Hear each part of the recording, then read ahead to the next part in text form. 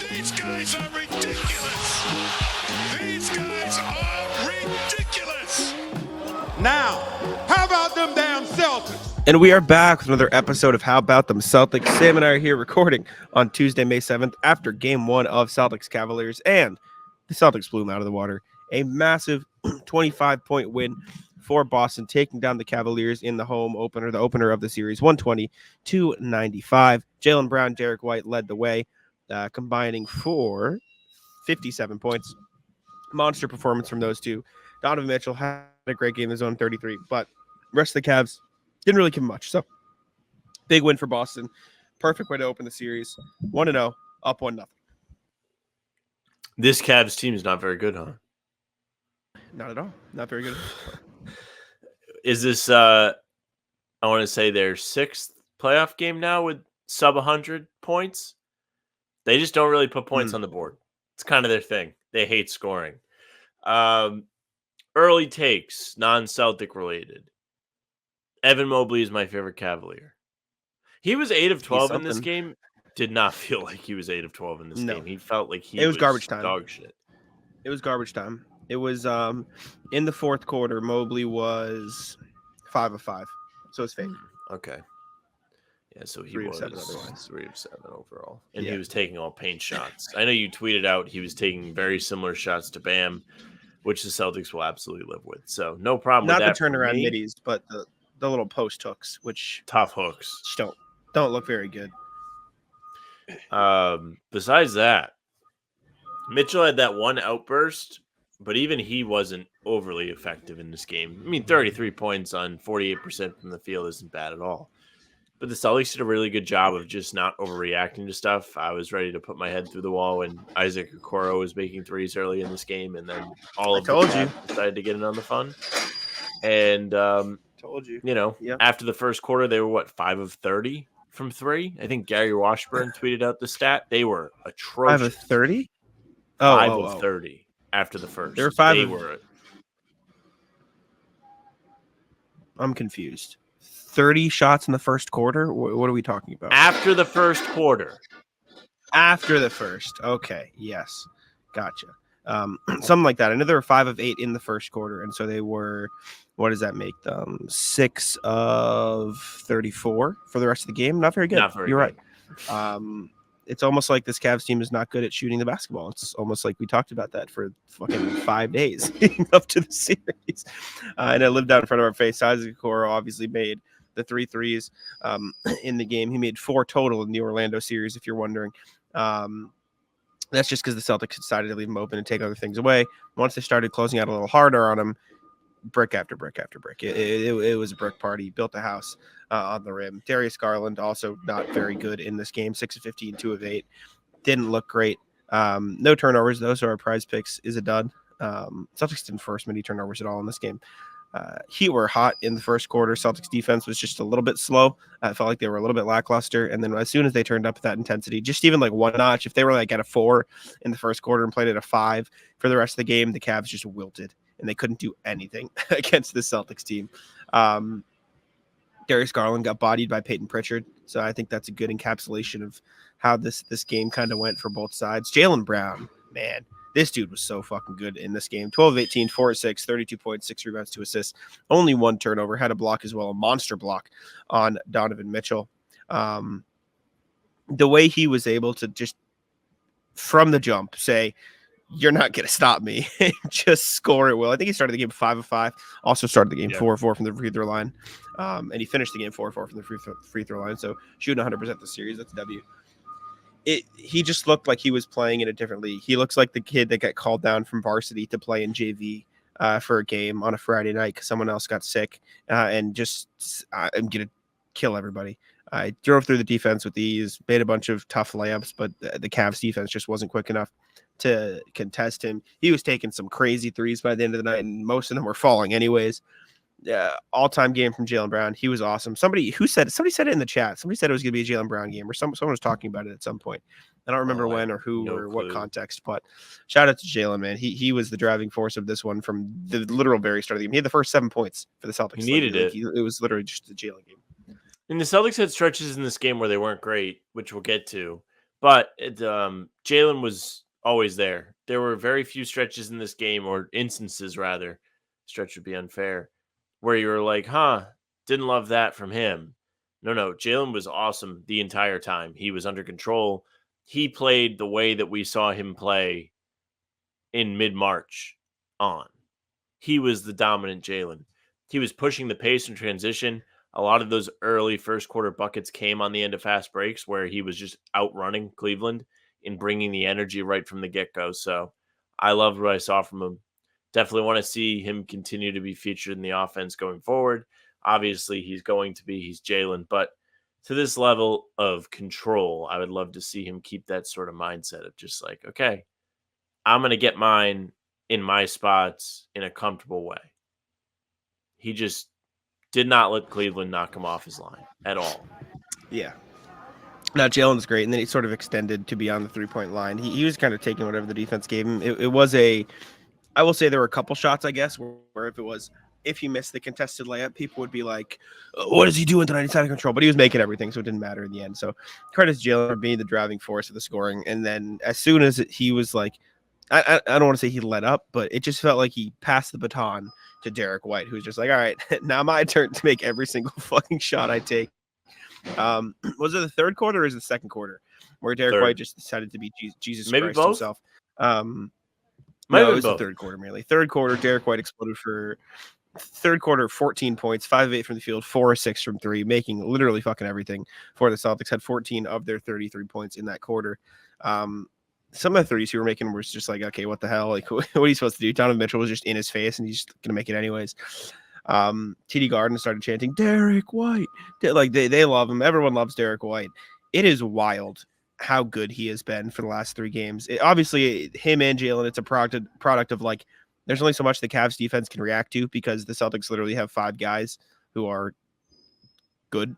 Like you can't, like, they don't have an Isaac Okoro. They don't have a Caleb Martin. They don't have a Haywood Highsmith. Like, they don't have guys on the floor who can't shoot the basketball, who can't find a way to score in some way. Like, even Al Horford can get into the post and get a bucket if he needs to. He did it tonight once. Like, there's just nobody you can leave on this Celtics team, which makes life very hard, which results in a bunch of one-on-one matchups or a bunch of, like, advantages for Boston. And Derrick White exploits those better than anybody. And then by the time he's done exploiting them, he's just pulling up in transition and draining a 3 in your face anyways because he's found his rhythm. He's unbelievable. Shout out Derrick White, man. Him and Jaylen were fucking Batman and Batman. Fuck Robin. Like, these two were nasty. Double Batmans. Yeah, I was really impressed with the Derrick White third quarter run. You know why? We've talked about this man all year. Shows up in the big spots. Didn't love the second quarter from Boston at all. Celtics win the second quarter 19-50. They come out of the half, and this is when they start to get it together, when they start to pull away. And it's because Derrick White and Jaylen Brown said, that's enough of that. We're going to make all the shots. We're going to continue to put the pressure on Cleveland to score the ball. And they just helped Boston. I mean, what a quarter from those two. I guess Jaylen only had 4 points. But Derrick White went toe-to-toe with Donovan Mitchell, who had a crazy stretch to finish off the third. And Boston didn't lose ground. They won the quarter by 5, despite him being scorched earth. 16 in the quarter for Spida. And Derrick White pretty much matched him with the 14. He was making all of the NBA Jam on fire shots. Just crazy step back, contested, heat check pull-ups. Like, all the shots that I see Tatum take and want to put my head in the microwave, Derrick White was making them. Yeah. Speaking of Tatum, we can talk about Tim too. Tatum just cannot find a shot, like, in this playoffs. He's got to be shooting like 12% from 3. It's so brutal. He didn't actually shoot that bad from the field when you take away threes. He shot 7 of 14 from 2, which is 50%. That's not great. He missed a couple, like, the tough layups that Jaylen Brown was making inside. Jayson Tatum wasn't, and that was the difference. But he cannot find a shot for shit, man. Like, he is not finding anything. He rebounded really well, had 11 boards in this game, a couple offensive rebounds, 5 assists. So he was still doing I'm going to draw multiple defenders and make the right read. 3 blocks too. Like, his defense is pretty good after an early stretch where he let a few things slip. He can't hit the side of a barn right now. It's a brutal time for it. Luckily, the Celtics are nasty anyways, and so it doesn't really matter. right now, and it hasn't really mattered throughout the entire playoffs. But it's just shooting slump, and it's one he needs to break. He had one in the playoffs last year too, if you guys remember the Philly series, where he just didn't do shit and then did all of it in games 7. So I mean, I don't see it as anything other than just a rough shooting slump. He took some dumb shots, but he only ended up taking 5 threes in this game, which I would have bet he took like 9. Like I was looking at the box score ready to say like, oh, he took 0 for 9 from 3, 1 for 9 from 3, 5. Still not great. Still took some dumb shots, but it is unfortunate to watch at the moment. But he did other things, so and they won, so whatever. Tatum in the playoffs, 21 points on 40%, 25%. It's tough. And 81%. Tough right now. Not very good. Not up to standard. Not what you would expect from him in big spots. If you want to defend Tatum, you could say he's having the complete attention of every opposing defender every single time he touches the ball. That would be one thing. But if you're like me and you want to make fun of him, the man got Tristan Thompson in a switch and said, watch this, and then threw the ball off the back of the rim, falling out of bounds, shooting a 3. Yeah, well, then he did it again. He drove right through his chest and got a layup. Well, he should have did it the first time. It was a game where he clearly didn't have the jumper from the beginning. And he made poor decisions through the entire thing. I don't think Tatum was bad per se. I think he did a good job on the glass today. He was hammering it. He had, 11, 12 rebounds in this one. Some of them came in pretty big spots where he was aggressive to the ball. The decision-making with passes was pretty solid. But overall, and we texted a little bit about this, Prize Picks is America's #1 fantasy sports app with more than 3 million members. It is the easiest and most exciting way to get in on the action while you watch your favorite sports and players. You just pick more or less on 2 or more player stats and watch all the winnings roll in. You can now win up to 100 times your money on Prize Picks with as little as 4 correct picks. You can turn $10 into 1,000 with basketball, hockey, college basketball entries today on Prize Picks, America's #1 fantasy sports app. One of our favorite picks here at the How About Them Celtics podcast is the Drew Holiday blocks. It's usually 0.5. He just needs more than 0.5 blocks. That means 1 Drew Holiday block. And that pick is in the bag. Prize Picks is really simple to play. I can make my picks and submit my entry in less than 60 seconds. Download the app today and use code CLNS for a first deposit match up to $100. Again, download the app today and use code CLNS for a first deposit match up to $100. Pick more, pick less. It's that easy. the way he gets his shots is just so unbelievably lazy, and it's not even just on him. It's like the team doesn't do anything to get him in situations to get easy looks. Like all of Tatum's shots in this game felt like they were hard. You said you felt like you were going to look at the box score and see 9 threes. The reason you probably felt that way is because even the twos he was taking were fadeaways with guys in his face. It was just a situation where I don't really think Tatum needed to take those difficult shots today. He probably could have had an even better game setting his guys up. I don't know. You can pull him up if you want, but we can just watch Tatum shots. I mean, that's off the dribble. Max Strus had a good closeout, so maybe you don't need it, but it's early. Like, my whole thing is, like, there is a balance. Tatum can't not take shots. You know what I'm saying? I don't know if that should have counted as a shot, but I guess he tried to put it up. No, he got blocked. What do you mean? It's a shot. Yeah. It was fine, but it was a good aggressive take, and he got his rebound and put it back up. There's got to be a better balance of finding him, like, doing the same things for Jaylen that Tatum gets. Like, and the reality of the situation is teams just guard Tatum differently than they guard other guys. They are less willing to switch. They're less willing to give up lanes. They're throwing multiple bodies at him more often. There were a bunch of these in the game, like turnaround. Like he makes that so many times. I mean, Jack, and so those are the ones where it's just like a rough shots shooting in the night. Heat series. Him and Jaylen. Yeah, no, I complained about the ones. I actually remember having this exact conversation. They're fine when it's baseline. They're not fine when it's middle of the floor. I literally have had that conversation before because they make them baseline, but they don't make them middle of the floor I don't know why. Fair enough. But yeah, it just feels like the rhythm's off. Like that's one you don't need. Like that one you can drive. You got Carousel Vert on you or in transition. Drive there. What is he? instead. Like, 2 those of are the ones 6 you at do that point? 4 of 3? Something like that.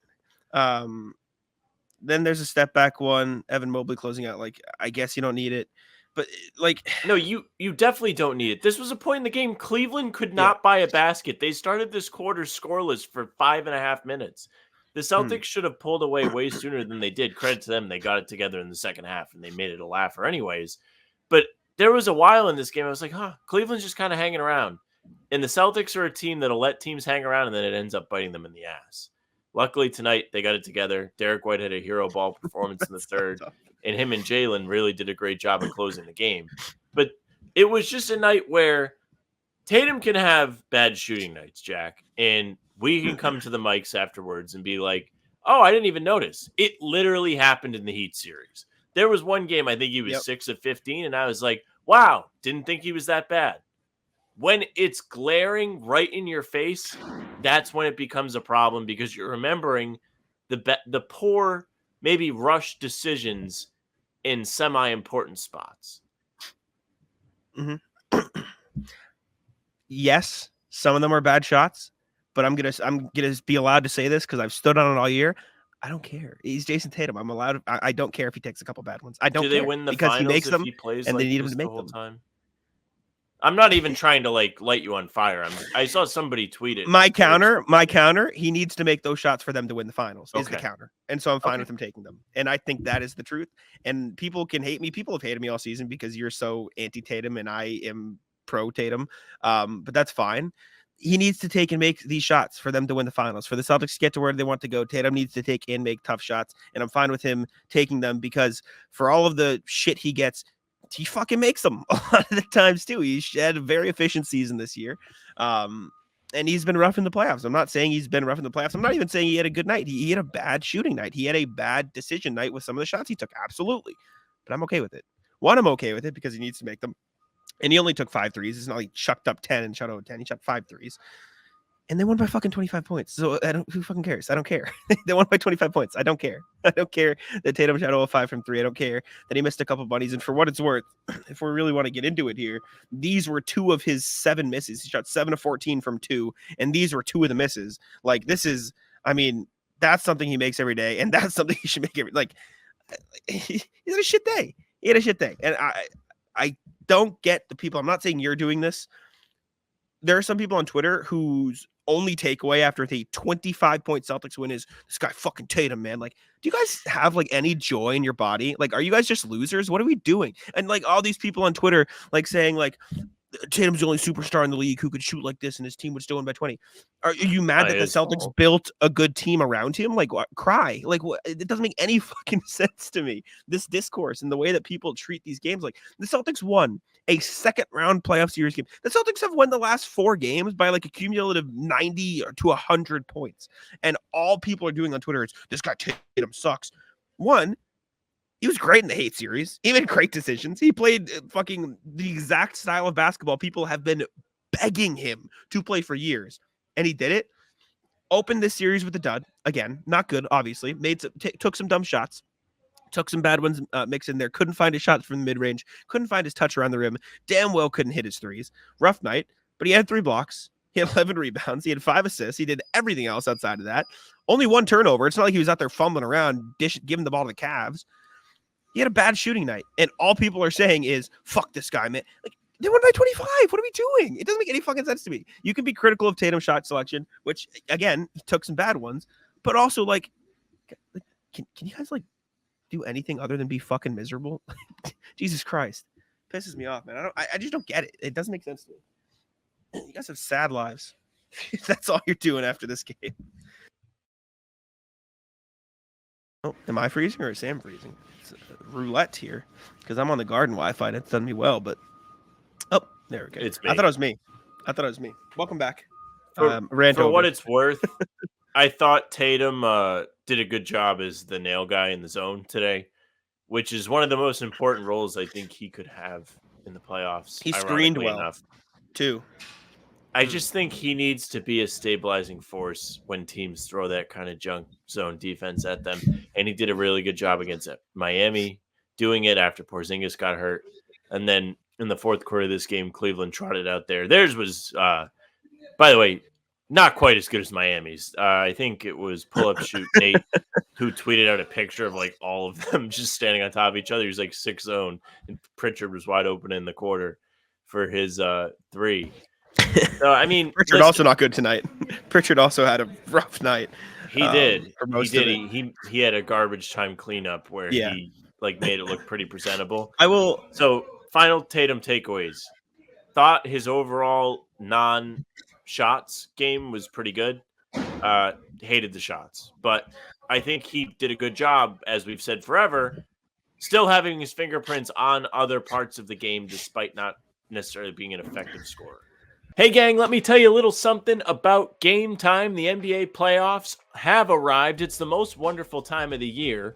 Who doesn't want to get in on the fun? With Game Time, you can experience it with your own eyes. Get yourself great seats to games with even greater prices. That's right. You can save when getting your tickets with Game Time. It's an authorized ticket marketplace of the NBA, which makes getting those playoff tickets even faster and easier. Plus, the prices on Game Time usually go down the closer it gets to tip-off. Who doesn't love to save a little bit of money? I certainly do. I used Game Time back in March when I took the lady to a game. We went to see the Celtics play our Pistons, and it was great. I could look and see what the seat view would be just using the app.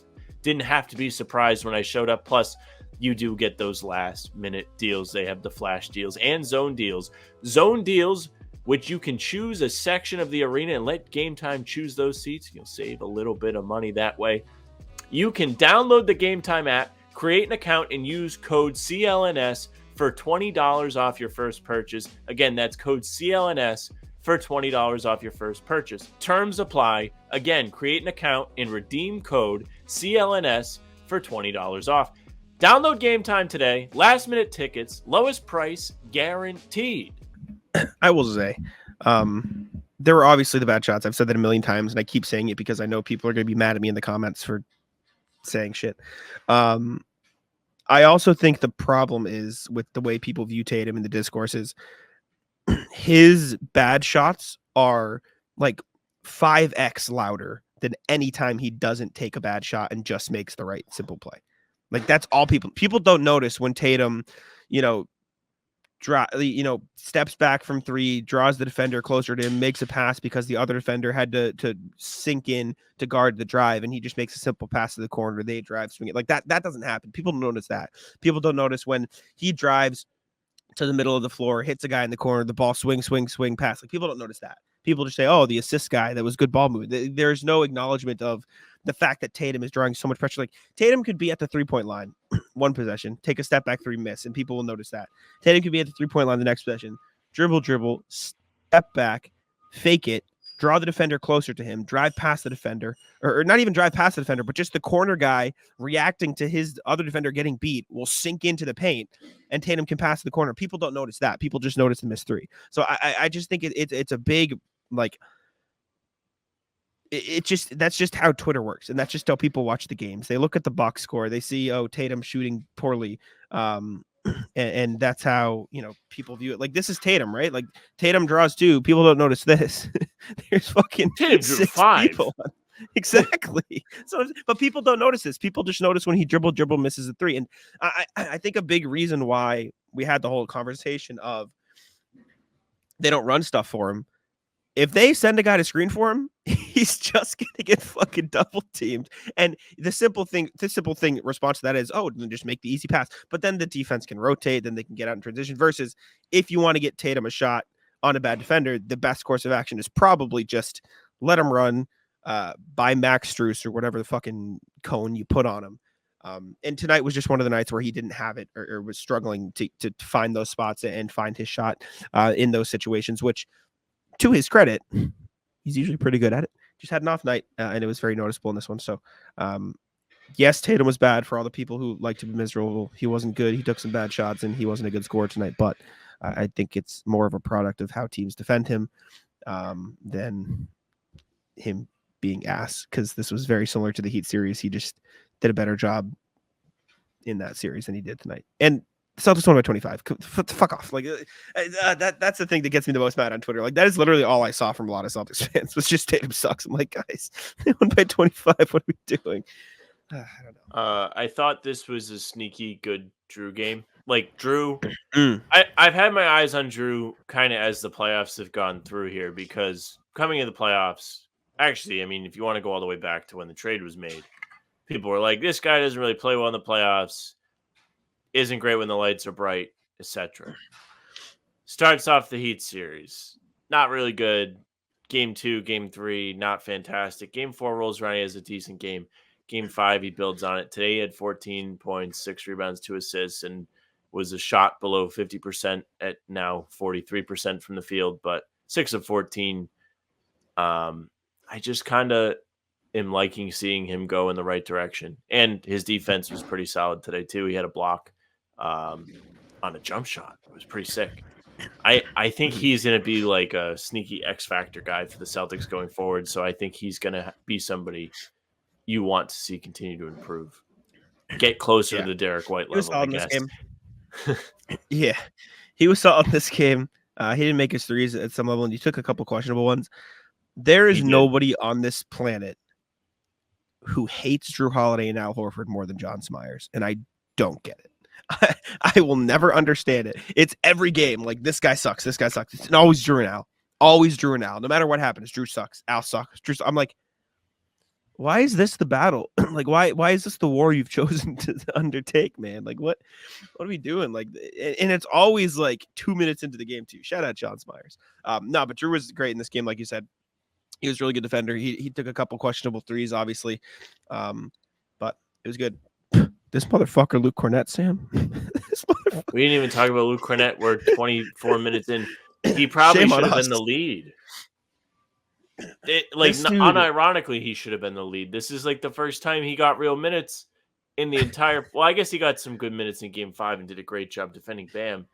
He had 4 points and 10 rebounds in this game, but it felt like he was. You said what? 6 offensive rebounds. This motherfucker's a monster. And he had a pair of blocks. He had a sick pass. Big Tatum, blocks. Too. Dude, he was so fantastic. Good. He stuck with the whole character he has put together this year, not only being a goofball, but also anytime they call his number and he gets extended run, he's fucking ruled. And it carried over into the playoffs, and it was fantastic to see in the opener of this series. Sorry. Dude, Cornett. Remember earlier this season when people were genuinely mad at us for saying Luke Cornett is good at basketball? Like, we would just be on here saying, yeah, Luke's pretty good, man. Luke's great. And people would, like, that was a whole thing early in the season. Just like, this guy sucks. We'll get Cornett off the team. Cut Cornett. Like, Cornett's awesome. Cornett made Evan Mobley. Cornett made Evan Mobley look like fucking dog shit for a large portion of this game. Like, there was a Donovan Mitchell layup, and I'm going to pull it up. And it was very, like, niche. Like, this is a very random thing, but Luke Cornett blocked. I don't know if it was Donovan Mitchell, but had, like you said, he had a pair of blocks. And then later on in the game, Donovan Mitchell drove to the hoop and went to take a layup. And he had to, like, just because Luke Cornett was there, he put the ball so high up in the air to try to get a layup. like he threw it obscenely high up just to try to get around Cornett. Here are the 2 Cornett blocks first. We can start here. Hold him up. Just because this dude, like, they were big blocks too. This was a great possession too, by the way. Hauser switched onto Mitchell. They tried to attack him. Hauser stood home. Great defense by him. He played great in this game. And Cornett just sent Okoro back. And, like, that's just not what you want to be doing, big dog. And then not long after, Jaylen Brown gets the transition bucket as well. Not long after, Donovan Mitchell tries to drive on Luke Cornett, and he just said goodbye. Like, you can't do it. But then later in the game, I don't know how easy this is going to be to find. Donovan Mitchell missed a layup. Maybe this is it. And it's because he tried to throw it so high up in the air. Like, look at this. Look how much he's trying to adjust his layup to get over Luke Cornett here. Like, he is throwing this so high up, and that is such a tough shot. Like, Cornett's presence down there was so impressive, like, just making life hell for the Cavs in the interior. The Celtics defense, I think, has been really fun to watch because they're playing a very specific style of defense where if there's two guys, like if it's a dribble handoff screen, whatever, they will switch everything unless it's Horford, Porzingis, or Cornet. If it's a big, they play drop defense, and they just live with a rear contest on a three because pull-up threes are hard when you get a rear contest, or they send help on the drive and then close out to shooters really quick. That's how they played defense the entire series. The only reason he won that game in game 2 was because they had a literal historic performance and the Celtics energy just wasn't where it needs to be that night. Two things, right? That's it. The Celtics since then have adjusted, played great. And credit Cornet because sometimes he brought him up to the level like you saw in that Mitchell block where he met him higher up the floor. He's capable of doing that. Horford did that well tonight too. I thought the Celtics defensive matchups were interesting too. They put Horford on a Coro, so they had a Coro screen. Evan Mobley can't set screens for shit, by the way. Like these guys don't have screeners. There's nobody who can set a good screen on this team either. So I thought the Celtics defense was also good in this game after the first quarter. The first quarter wasn't very good, but past that, it was good. So those Cornet possessions you pulled up are just a great example of showing up in the moments. That was a point in the game that Cleveland had stormed back. They were down 10-2 right off rip. Donovan Mitchell and the boys started drilling all the threes. And then it's like, oh, wait, how is this tied? Luke Cornet comes in, makes his presence known with a pair of first quarter blocks while the score is still close, and then has that Mitchell contest as the Celtics are starting to pull away a bit in the second. That can't be understated. That was a huge stretch for him. He had a huge positive impact on this game, and I'm hoping to see him continue it in the coming days, because if he's able to continue to play like this, we talked a little bit about like the whispers of Porzingis maybe not needing as much time off as we all might have thought right away. You don't have to rush him back. I mean this purely from a defensive standpoint. We've got Porzingis at home. Like, I don't need McDonald's money. I don't need Porzingis money. We got Porzingis at home, and his name's Luke Cornet. Obviously, the offense is worlds different, and that's just a joke. But the defense has been pretty similar. Like, Cornet's an amazing defender, especially within the scheme. Hauser was a good defender as well. He didn't shoot the ball at all tonight. He only took one shot, and it was in garbage time. But he played good defense when the Cavs tried desperately to target him. Pritchard didn't shoot the ball well, made up for it in garbage time a little bit, and he made a fucking heave because that's all he does. You want to talk about heaves? Jaylen almost made that heave at the end of the first. And that was a long one. He did. Tillman got some real minutes very briefly. Thought he's fine. Yeah, fine. Just kind of whatever. Brissett and Nemi as well. There's something else that I was going to bring up, but I can't remember now. So maybe it's wraps. We have content to do tomorrow too. You are going to have the mic in front of you for plenty of time. Don't you worry. What did I forget though? I don't know. I think we got everything. I don't know. Yeah, I think that's good then. No, Horford is fine. Yeah, Horford did a good job. Did what they asked. Yeah, I can't remember. All right, whatever. Marcus Morris. That was his missed dunk was the funniest shit I've ever seen in my life. It's just tough. He's that so was clearly an just didn't have the back and forth because he had that smoked wide open layup, right? And then the Celtics come down the other end. I forget who it was that hit Tillman with a nice pass. It might have been Tatum. And he had the craziest ball, hangs on the edge of the rim, rolls around, and then finally decides to make on the heels of a Marcus Morris wide open layup rolls off the rim. It was very tough so 4-point swing. It's so clearly that he just wanted to go up and dunk it, but he didn't have the legs or the athleticism at his age, and he just like tried and like just kind of failed. Like he just heard the broadcast. Oh shit! Stuff. Is that what he said? Also, by the way, broadcast awful today. Really? Not even Brian Anderson. Some other. They had like the fourth team of TNT. Well, for what it's worth, Adam Himmelsbach tweeted too. This did not feel like a playoff game. This is not the playoffs. It does not feel like the playoffs. I think TNT kind of like drowns out the crowd noise, but I had people text me like it doesn't sound loud in there. No, it didn't have the feel. Heart Monitor said it wasn't a playoff game. The loudest pop, the loudest pop was when they showed Gorman on the Jumbotron because he just came as a fan. He just came to hang out. You should. Go. Anyways, appreciate y'all for tuning in. Let us know your thoughts on the game. We're going to be talking about this game for the entirety of tomorrow because of Talkin' Z's, which is 10 a.m. As you're listening to this. And another full pod. Finally have record. some other games to react to. Yeah, and Mavs Thunder looks like a heater right now, so that'll be. Oh well, it did look like a Well, heater until the OKC. Yeah, went up. no. Damn, it was a close game when I looked last. Anyways, appreciate y'all. Leave a like, subscribe. I'll let Sam wrap it up. Hey, thank you very much for listening and watching. Make sure you subscribe to the channel with the notification bell so you don't miss any of our daily uploads. Coming at you with something new daily, 5 a.m. We have these game recaps going up the morning after, full pods Tuesday, Thursday, and Sunday. We have other videos in between to curb your Celtics cravings. Look at that alliteration. How you like that, RJ? You can also find our streams here, Talking C's Monday, Wednesday, and Friday. Celtics to the Roundtable around 6 p.m. Tuesdays, and pregame for a half hour before every single game. Make sure you subscribe, hit the bell, leave a like. You can find us on Spotify and Apple too. Audio versions of the pods and game recaps will be in your feed if you follow us. So leave a 5-star review. We'd appreciate that. You can email us. Tell us your thoughts on this game. I'm sure you got something to say. hbtcpod@gmail.com. Send your thoughts. Send your rat lists. We'll definitely go through them on the recording this afternoon. So you're going to want to get that in.